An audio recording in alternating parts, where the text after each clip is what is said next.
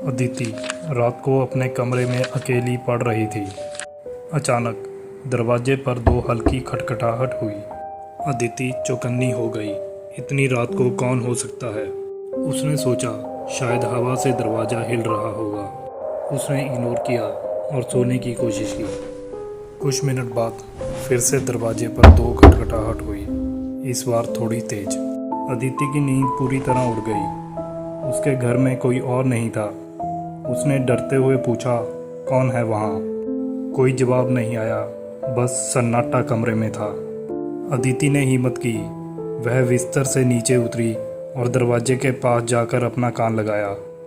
उसे लगा जैसे दरवाजे के उस पार कोई सांस ले रहा हो।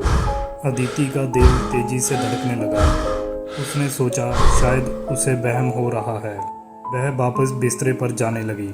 तभी दरवाजे पर जोरदार अकेली खटखटाहट हुई। अदिति जम गई। उसका पूरा शरीर कांप रहा था।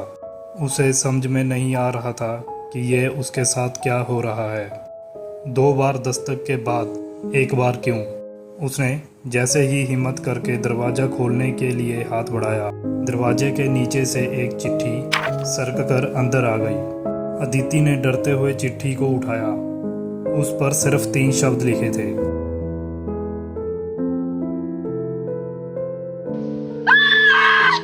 तो दोस्तों, दरवाजे के उस पार कौन था और चिट्ठी अंदर कैसे आई?